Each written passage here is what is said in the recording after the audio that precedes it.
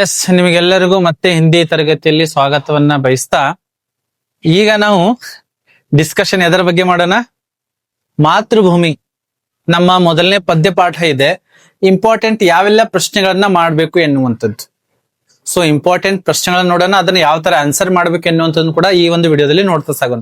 ಇಷ್ಟು ಮಾಡಿದ್ರಿ ಅಂದ್ರೆ ನಮಗ ಎಷ್ಟು ಬರ್ತಾವೆ ಇಲ್ಲಿಂದ? ಮಾತೃಭೂಮಿಯಿಂದ 3 ಅಂಕ. ಮಾತೃಭೂಮಿ ಕವಿತಾ ಸಮಿ ಕಿತ್ನೆ ಅಂಕ ಹೆಂಗೆ? 3 ಅಂಕ. ಡೈರೆಕ್ಟ್ ಒಂದು ಪ್ರಶ್ನೆಯನ್ನ ಕೇಳ್ತಾರೆ. ಈಗಾಗಲೇ ಬ್ರಿಂಟ್ ಅಲ್ಲಿ ನಮಗೆ ಗೊತ್ತಿದೆ, ಡೈರೆಕ್ಟ್ ಆಗಿ ಒಂದು ಪ್ರಶ್ನೆ 3 ಅಂಕಕ್ಕೆ ಕೇಳ್ತಾರೆ. ಮೊದಲನೇ ಪ್ರಶ್ನೆ ಯಾವ ಚಾನ್ಸಸ್ ಇದೆ ಕೇಳುವಂತದ್ದು ಅಂದ್ರೆ, ಯಾವ್ದಿದೆ ಚಾನ್ಸಸ್ ಕೇಳೋದಂದ್ರೆ ಮಾತೃಭೂಮಿಗೆ ಪ್ರಕೃತಿ ಸೌಂದರ್ಯ ಕಾ ವರ್ಣನ್. ನೋಡ್ರಿ, ಇಲ್ಲಿ ನಿಮಗೆ ಪ್ರಶ್ನೆಯ ಸ್ವರೂಪ ಬದಲು ಮಾಡಬಹುದು. ಮಾತೃಭೂಮಿಗೆ ಪ್ರಕೃತಿ ಸೌಂದರ್ಯ ಕಾ ವರ್ಣನ್ ಕೀಜಿ ಅಂತನೂ ಕೂಡ ಕೇಳಬಹುದು. ಮಾತೃಭೂಮಿ ಕಾ ಸೌಂದರ್ಯ ಕೈಸೆ ವರ್ಣಿತ್ ಹೈ ಅಂತನೂ ಕೂಡ ಬಂದಿರಬಹುದು. ಕವಿ ಮಾತೃಭೂಮಿ ಕಾ ಪ್ರಕೃತಿ ಸೌಂದರ್ಯ ಕಾ ವರ್ಣನ್ ಕೈಸೆ ಕರ್ತೆ ಅಂತ ಕೇಳಬಹುದು. ಆದ್ರೆ ಒಂದು ಕಾಮನ್ ಪಾಯಿಂಟ್ ಇಲ್ಲಿ ಏನ್ ಬರ್ತದೆ? ಪ್ರಕೃತಿ ಸೌಂದರ್ಯ ಅಂತ ಪ್ರತಿಯೊಂದು ಪ್ರಶ್ನೆಯಲ್ಲೇ ಬಂದೇ ಬರ್ತದೆ. ಅದಕ್ಕಾಗಿ ನಾನು ಇಲ್ಲಿ ಪ್ರಶ್ನೆ ಕೊಟ್ಟಿಲ್ಲ, ಸರಿನಾ? ಪ್ರಕೃತಿ ಸೌಂದರ್ಯ ಬಂತಂದ್ರೆ ಇದೇ ಆನ್ಸರ್ ಅನ್ನ ಬರಿಬೇಕು. ಎದರದು? ಮಾತೃಭೂಮಿಕಾ ಪ್ರಕೃತಿ ಸೌಂದರ್ಯ.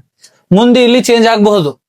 ವರ್ಣನ್ ಕೈಸೆ ಕರ್ತೆ ಹೇ, ವರ್ಣಿತ್ किया है ಅಥವಾ ವರ್ಣನ್ ಕೀಜಿಯೇ, ವರ್ಣನ್ ಕೈಸೆ ಕಿಯಾ ಗಯಾ ಹೈ ಸ್ಪಷ್ಟ ಕೀಜಿಯೇ, ಈ ತರ ಪ್ರಶ್ನೆಗಳನ್ನ ಕೇಳಬಹುದು. ಆದ್ರೆ ಪ್ರಕೃತಿ ಸೌಂದರ್ಯ ಇದು ಬದಲಾಗಂಗಿಲ್ಲ, ಪ್ರಕೃತಿ ಸೌಂದರ್ಯ ಅಂತಾನೆ ಕೇಳ್ತಾರೆ. ಎಸ್, 4 ರಿಂದ 5 ಪಾಯಿಂಟ್ಸ್ ಗಳನ್ನ ಬರಿಬೇಕು. ಸಾಧ್ಯ ಆದ್ರೆ ನೀವು ಕಂಟಿನ್ಯೂ ಬರೀರಿ. ನಾನಿಲ್ಲಿ ಪಾಯಿಂಟ್ಸ್ ರೂಪದಲ್ಲಿ ನಿಮಗೆ ಈಸಿ ಆಗ್ಲಿಕ್ಕೆ ಕೊಟ್ಟಿದ್ದೀನಿ. ಮೊದಲನೇ ಪಾಯಿಂಟ್ ಏನ್ ಬರಿಬೇಕು? ಭಾರತ್ ಕೆ ಖೇತ್ ಹರೇ ಭರೇ ಔರ್ ಸುಂದರ್ ಹೈ ಅಂತ ಬರಿಬೇಕು. ಹರೇ ಭರೇ, ಭಾರತದ ಹೊಲಗಳು ಹೇಗಿದ್ದಾವೆ? ಹಚ್ಚ ಹಸಿರಾಗಿದ್ದಾವೆ ಹಾಗೂ ಸುಂದರವಾಗಿದ್ದಾವೆ. ಈಸಿಯಾಗಿ ಇಷ್ಟು ಬರಿಬಹುದು.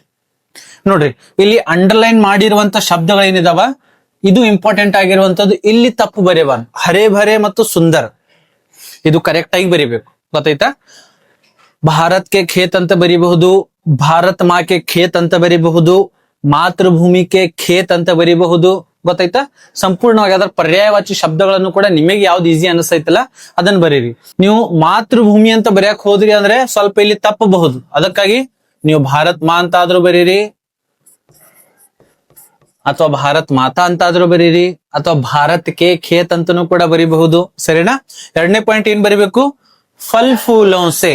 ನೋಡ್ರಿ, ಇದನ್ನು ಕೂಡ ತಪ್ಪಬಾರದು. ಫಲ್ ಫೂಲೋಂ ಸೆ ಭರಾ ಹುವಾ ವನ್ ಔರ್ ಉಪವನ್ ಹೈ. ಇಲ್ಲಿ ಫಲ್ ಫೂಲ್ ಈ ಶಬ್ದ ಕರೆಕ್ಟ್ ಬರಿಬೇಕು. ಈ ಶಬ್ದ ಕರೆಕ್ಟ್ ಬರಿಬೇಕು.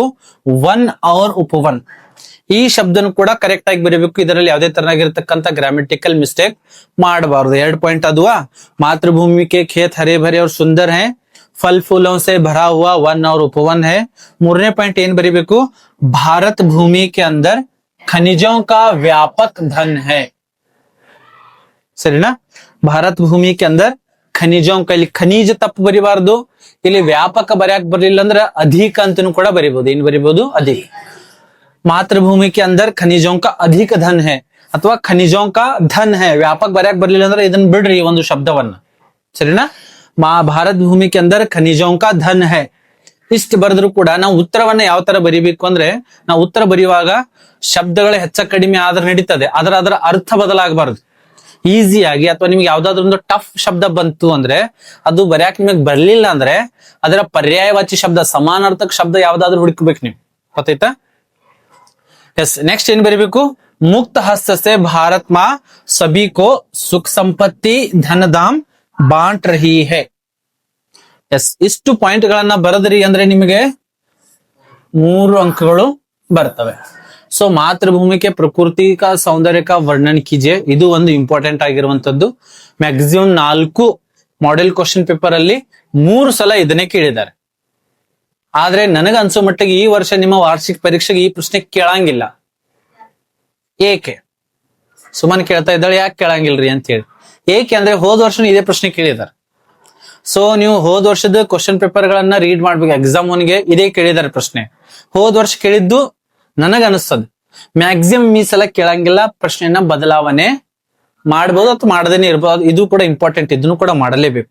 ಇನ್ನೊಂದು ಮಾತೃಭೂಮಿಗೆ ಸ್ವರೂಪ ಕಾ ವರ್ಣನ್, ಎರಡನೇ ಅತಿ ಇಂಪಾರ್ಟೆಂಟ್ ಪಾಯಿಂಟ್ ಪ್ರಶ್ನೆ. ಒಂದು ಸೌಂದರ್ಯ ಆಯ್ತು, ಈಗ ಸ್ವರೂಪ ಏನು, ಸ್ವरूप का वर्णन कीजिए, मातृभूमि के स्वरूप का वर्णन कीजिए ಅಂತ ಕೇಳಬಹುದು, ಅಥವಾ ಭಾರತ್ ಮಾ के स्वरूप का वर्णन कीजिए ಅಂತ ಕೇಳಬಹುದು, ಕವಿ ಮಾತೃಭೂಮಿ का स्वरूप कैसे ವರ್ಣಿತ್ करते हैं ಅಂತ ಕೇಳಬಹುದು. ಆದ್ರೆ ಸ್ವರೂಪ ಅನ್ನೋದು ಎಲ್ಲ ಪ್ರಶ್ನೆಯಲ್ಲಿ ಬಂದಿರ್ತದೆ. ಸ್ವರೂಪ ಅನ್ನೋದು ಇದು ಏನೈತಲ್ಲ, ಸ್ವರೂಪ ಎನ್ನುವಂಥದ್ದು ಪ್ರತಿಯೊಂದು ಪ್ರಶ್ನೆಯಲ್ಲಿ ಇದನ್ನ ಕೇಳ್ತಾರೆ. ಹಿಂದ ಮುಂದೆ ಸ್ವಲ್ಪ ಚೇಂಜ್ ಆಗಬಹುದು, ಆದ್ರೆ ಸ್ವರೂಪ ಬದಲಾಗಂಗಿಲ್ಲ. ಯಾವ ತರ ಅಲ್ಲಿ ಪ್ರಕೃತಿ ಸೌಂದರ್ಯ ಇತ್ತಲ್ಲ, ಅದೇ ತರ ಇಲ್ಲಿ ಸ್ವರೂಪನು ಕೂಡ ಹಿಂದೆ ಮುಂದೆ ಸ್ವಲ್ಪ ಏನಾದ್ರೂ ನಿಮಗೆ ಕನ್ಫ್ಯೂಸ್ ಮಾಡೋದಕ್ಕೆ ಬೇರೆ ಟೈಪ್ ಕೇಳಬಹುದು, ಆದ್ರೆ ಸ್ವರೂಪವನ್ನ ಯಾವ ತರ ಬರಿಬೇಕು ನೋಡ್ರಿ. ಭಾರತ್ ಮಾ ಅಮರೋं की ಜನನಿ ಹೈ, ಇದನ್ನ ಫಸ್ಟ್ ಬರಿಬೇಕು. ಭಾರತ್ ಮಾ ಕೆ ಓರ್ ಮೇ ಗಾಂಧಿ ಬುದ್ಧ ರಾಮ್ ಸೋಯೆ ಹುए हैं, ಈ ಪಾಯಿಂಟ್ಸ್ ಅನ್ನ ಬರೀರಿ. ಇನ್ನು ಮುಖ್ಯವಾಗಿರುವಂತದ್ದು ಈ ಎರಡು ಪಾಯಿಂಟ್ಗಳು ಬಹಳಷ್ಟು ಇಂಪಾರ್ಟೆಂಟ್ ಆಗಿರುವಂತದ್ದು, ಗೊತ್ತಾಯ್ತಾ? ಈ ಪಾಯಿಂಟ್ಗಳು ಮಿಸ್ ಆಗಬಾರ್ದು. ಭಾರತ್ ಮಾತಾ ಕೆ ಏಕ್ ಹಾತ್ ಮೇ ನ್ಯಾಯ ಕಾ ಪತಾಕಾ ಹೈ, ಪತಾಕ ಬರ್ಯಾಕ್ ಬರ್ಲಿಲ್ಲ ನಿಮಗ, ಧ್ವಜ ಬರೀರಿ ಅಥವಾ ಝಂಡಾ ಅಂತ ಬರೀರಿ. भारत माँ के एक हाथ में न्याय का पताका है. ಹಾ, ಇಲ್ಲಲ್ಲ, ಇದನ್ನು ಸೇರಿಸಿ ಬರೀರಿ. ಯಾಕೆ ಹೇಳ್ರಿ, ಬೇರೆ ಟೈಪ್ ಪ್ರಶ್ನೆ ಕೇಳಿದ್ರು ಇಲ್ಲೇ ಉತ್ತರ ಬಂದ್ಬಿಡ್ತೈತಿ. ನೀ ಎರಡು ಪ್ರಶ್ನೆಗಳನ್ನ ಮಾಡಿದ್ರೆ ಸಾಕು.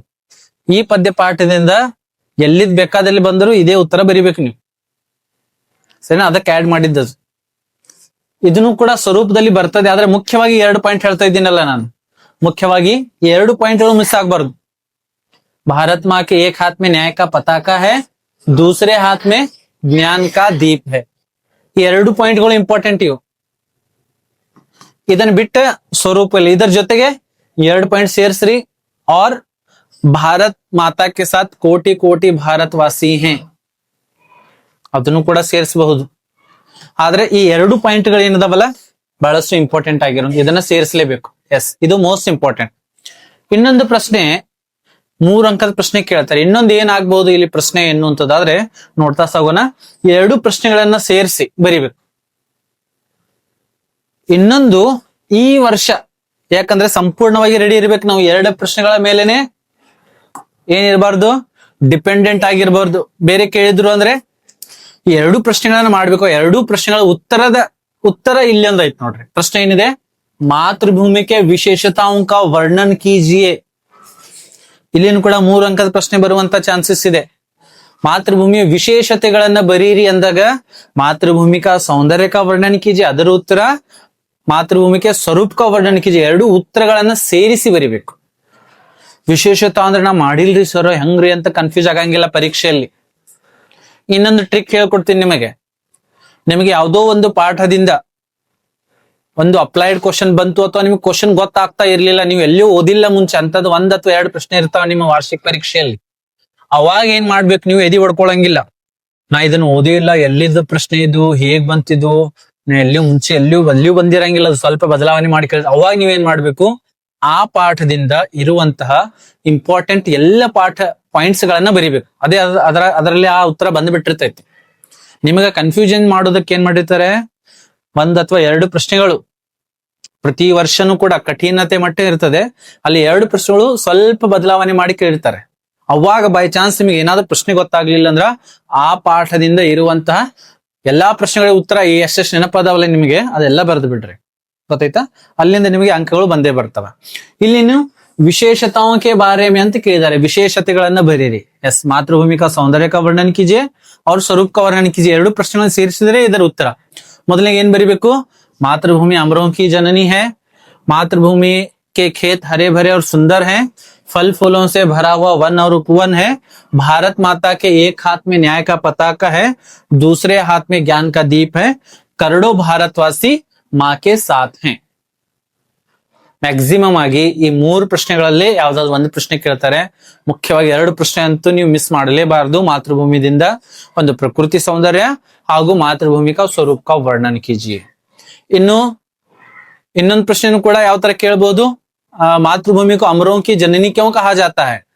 ऑलरेडी ಇದರಲ್ಲಿ ಡಿಸ್ಕಷನ್ ಆಗಿದೆ. क्योंकि मातृभूमि की ओर में गांधी बुद्ध राम सोए हुए हैं, इस कारण से मातृभूमि को अमरों की जननी कहा जाता है ಅಥವಾ कहते हैं.